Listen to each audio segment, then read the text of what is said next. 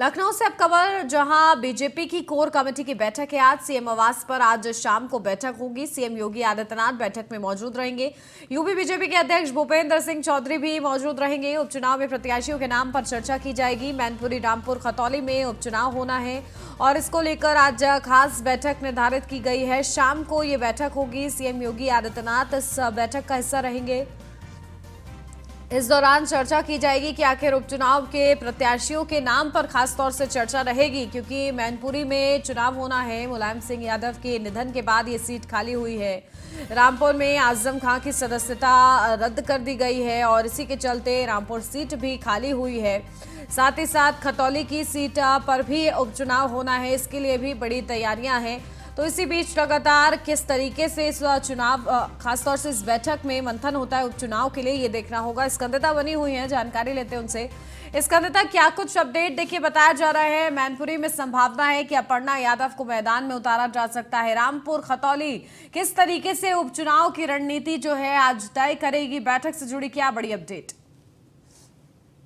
देखिए, आज लखनऊ में बीजेपी की कोर कमेटी की बैठक है और जो कि आज शाम को सीएम आवास पर होगी, जहां पर खुद सीएम योगी आदित्यनाथ मौजूद रहेंगे। नवनियुक्त प्रदेश अध्यक्ष जो है बीजेपी के भूपेंद्र चौधरी, वो खुद वहां मौजूद रहेंगे। इसके अलावा तमाम बड़े दिग्गज नेता वहां पर मौजूद रहेंगे, क्योंकि चर्चा जो है वो बहुत अहम है। चर्चा इस वक्त प्रत्याशियों के नाम पर हो सकती है कि किसको खड़ा किया जाएगा, कौन सी सीट पे कौन लड़ाया जाएगा। क्योंकि अभी हाल ही में जो अगर बात की जाए चुनाव की, तो मैनपुरी, खतौली, रामपुर 3 जगह हैं जहां पर इस वक्त बाई इलेक्शन होना है और वहां पर सभी जो तीनों जगह हैं वो बहुत ही ज़्यादा खास है। मैनपुरी की बात की जाए तो मुलायम सिंह के निधन के बाद से ये सीट खाली है और खतौली में भी अगर बात की जाए तो वो भी सीट खाली है।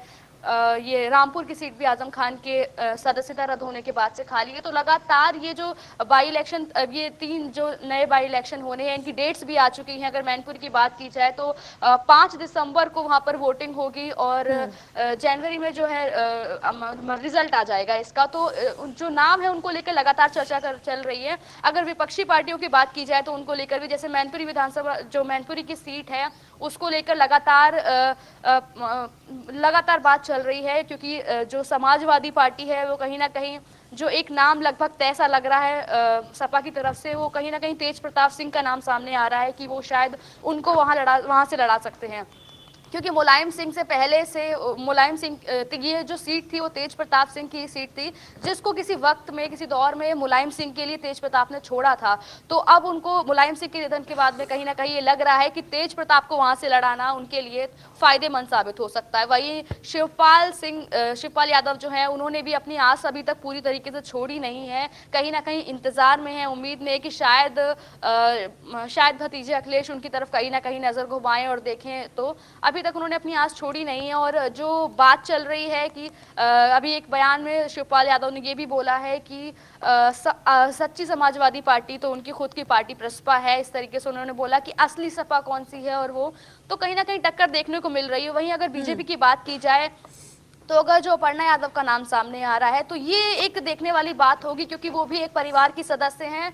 तो एक बहुत तगड़ा कंपटीशन कहीं ना कहीं मैनपुरी से देखने को मिल जाएगा अगर अपर्णा यादव को उतारने की बात हो सकती है तो। लेकिन इसके अलावा इसे अभी शिवपाल का भी क्लियर नहीं हुआ है, तेज प्रताप का नाम सामने आ रहा है। और बीच में कुछ खबर ये भी थी कि डिम्पल यादव को भी शायद उस सीट से लड़ाया जा सकता है। तो ये अभी आज थोड़ी बहुत देर में क्लियर हो जाएगा कि कौन लड़ेगा वहां से और किस पार्टी से किसको खड़ा किया जाएगा। ये चीज जो है वो मेन क्लियर हो जाएगी अभी थोड़ी बहुत देर में।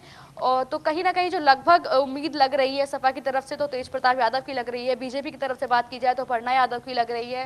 तो कंपटीशन जो है वो तगड़ा होने वाला है, क्योंकि जो सीट है वो किसी मामूली इंसान की नहीं, खुद धरती पुत्र की है। तो इस पे कंपटीशन भी कहीं ना कहीं तगड़ा देखने को मिलेगा। और बीजेपी जो है दो महत्वपूर्ण सीटें हैं और देखा जाए तो समाजवादी पार्टी का अच्छा खासा दबदबा रहा है इन दोनों ही सीटों पर। तो बीजेपी के लिए भी बड़ी चुनौती है कि ऐसा कैंडिडेट मैदान में उतारा जाए जिसको टक्कर देने में आसानी रहे, और इसके लिए क्या योजना बनाई जाती है ये आज इस बैठक में खासतौर से निर्धारित किया जाएगा। क्या इस दौरान समीकरणों को भी ध्यान में दिया जाएगा? हालांकि उपचुनाव है और इसके लिए किस तरीके से तैयारी आज की जाएगी इस बैठक के जरिए? देखिए, तैयारियों की बात की जाए तो इलेक्शन को लेकर लगातार समीकरणों पर चर्चा होती है, उनको लेकर बात की जाती है कि किस तरीके से क्या मुद्दे रहेंगे, अहम किन पहलुओं पर बात होगी। तो ये तो है ही, लेकिन जिस तरीके से मजबूत जितनी इनकी चर्चा होती है, जितनी सीक्रेटली इनकी चर्चा होती है, वो कहीं न कहीं उसके बाद में जो डिसीजन निकल के आता है, वो कहीं न कहीं हक्के-बक्के उड़ा देने वाला होता है, क्योंकि बीजेपी जो है लगातार कुछ न कुछ ऐसे डिसीजंस के साथ सामने आ रही है। तो उस चेहरे का इंतज़ार सबको है कि किस सीट से किसको खड़ा करेंगे, किसको लड़ाएँगे, इसका इंतज़ार, इस नाम का इंतज़ार फ़िलहाल सबको है। और बात की जाए, अभी हाल ही में नगर निकाय के भी चुनाव होने हैं, तो उनको लेकर भी इस वक़्त काफ़ी ज़्यादा तैयारियाँ चल रही हैं। अगर लखनऊ की बात की जाए, चाहे वो भारतीय जनता पार्टी हो या फिर बाकी तमाम विपक्षी पार्टियाँ हों, वो लगातार तैयारियाँ कर रही हैं कि कैसे चुनाव में अच्छे परफ़ॉर्म किया जा सके। और जो बाई इलेक्शन है, उसको लेकर भी लगातार चर्चा हो रही है, और आज उसी को लेकर कोर कमेटी की बैठक है, जिसमें सभी लोग मौजूद रहने वाले हैं। योगी आदित्यनाथ रहेंगे, भूपेंद्र चौधरी रहेंगे, इसके अलावा पार्टी के तमाम दिग्गज नेता वहां पर उस वक्त मौजूद रहेंगे, जो चर्चा करेंगे। और चर्चा के बाद जो रिजल्ट निकल के आएगा, उसका इंतजार सभी को रहेगा, क्योंकि जो सीट है वो बहुत ही ज्यादा महत्वपूर्ण है। और जो इलेक्शन है, कहीं ना कहीं एक इंटरव्यू में आदित्य यादव का एक बयान निकलकर सामने आया था, जिसमें उन्होंने कहा था कि बीजेपी की पूरी नज़र सीट पर है। कहीं ना कहीं वो हर तरीके से जीतना चाहेंगे, लेकिन ये बीजेपी का ख्वाब है, और हम इसको ख्वाब ही रहने देंगे, किसी भी तरीके से पूरा नहीं होने देंगे, क्योंकि ये मुलायम सिंह की सीट है, और यहाँ से कहीं ना कहीं कोई ना कोई सपा का ही प्रत्याशी जीतेगा। तो ये बात खुद प्रदेश अध्यक्ष पुष्पा के बिल्कुल, प्रदेश देखिए अध्यक्ष आदित्य समाजवादी यादव ने पार्टी का लगातार दबदबा रहा है, लंबे समय से समाजवादी पार्टी काबिज रही है, और ऐसे में उपचुनाव में नतीजे बदलते हैं, कोई बदलाव होता है या समाजवादी पार्टी उन सीटों को बरकरार रख पाती है, इसको लेकर देखिए आज खास तौर से ये बैठक है। बहुत शुक्रिया स्कंदिता जानकारी के लिए।